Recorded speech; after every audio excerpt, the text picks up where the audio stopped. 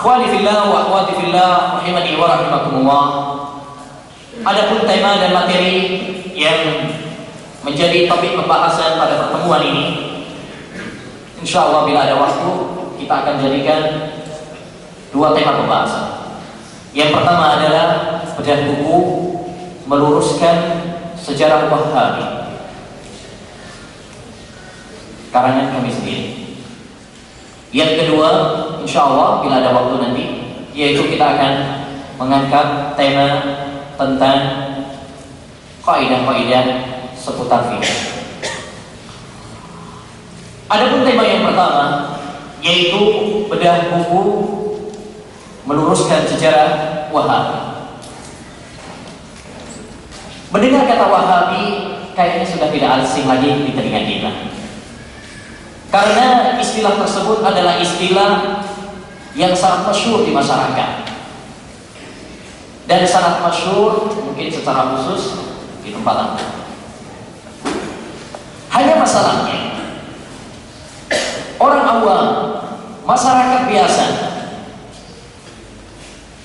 tatkala mereka mendengar kata Wahabi, maka pertama kali yang terbayang dalam pikirannya, Wahabi adalah suatu aliran yang sangat seram, lebih seram daripada Hanafi.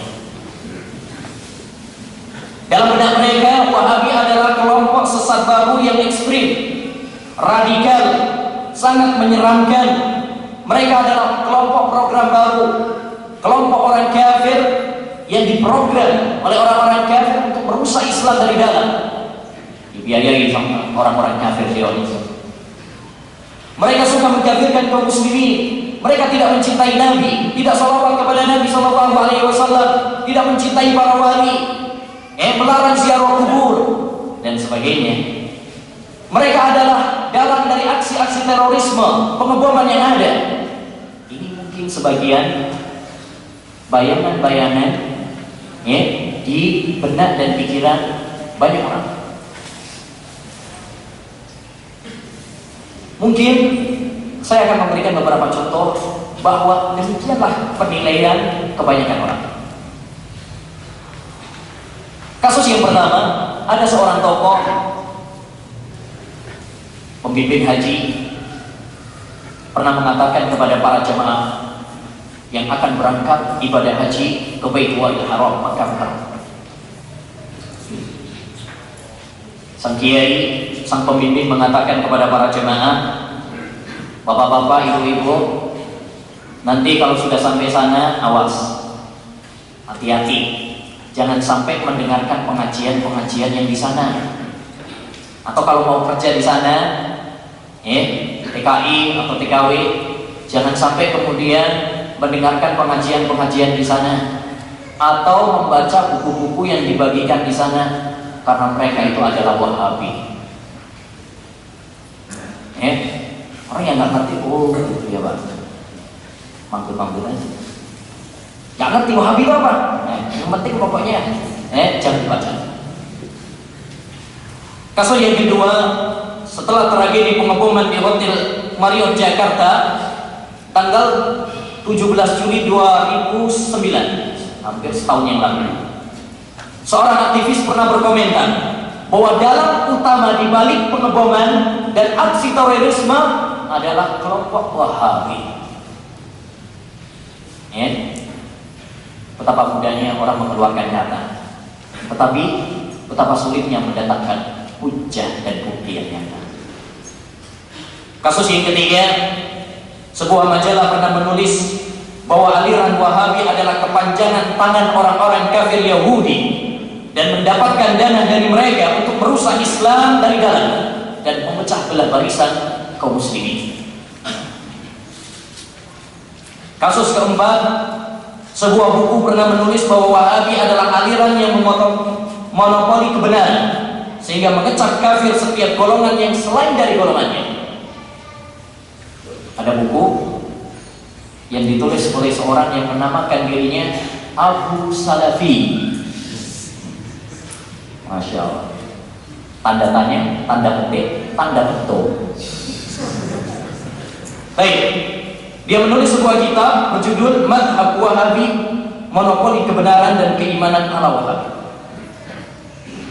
Kasus yang terakhir, bagi orang yang mau membuka dunia maya, situs internet, di sana ada sebuah website yang mengkhususkan diri untuk menghujat Wahabi. Dia menurunkan artikel tulisan-tulisan yang semua isinya adalah bantahan kepada Wahabi. Oleh karenanya sedikit tulisannya judulnya mantap-mantap. Ibnu Taimiyah membungkam Wahabi. Ya, Ibnu Katsir membungkam Wahabi. Banyak. Ibnu Hajar ya menghabisi Wahabi. Ya, mantap-mantap kayaknya. Demikian ayolah ikhwan rahimani wa rahimakumullah, beberapa gambaran mungkin tentang penilaian masyarakat kita terhadap Wahabi.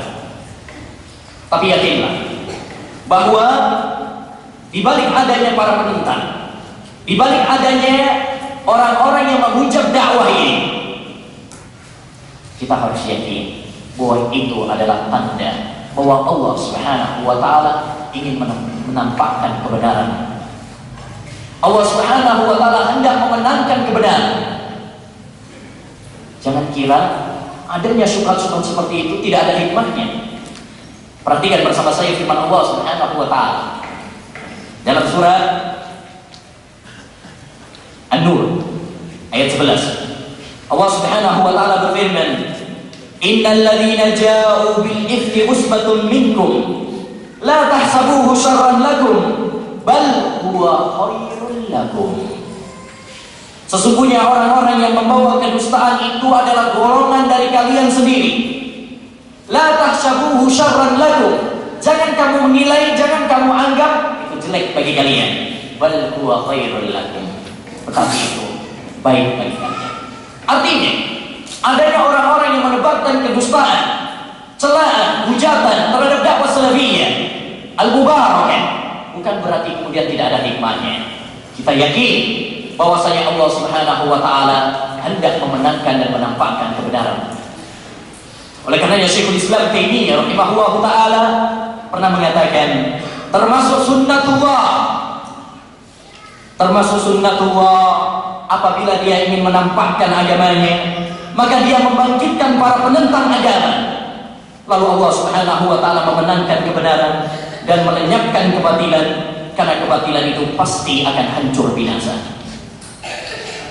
Imam Ibnu Qayyim rahimahullah juga pernah mengatakan, al-haqqu wa mansurun wa mumtahan fala ta'jab fahadi sunnatur rahmani.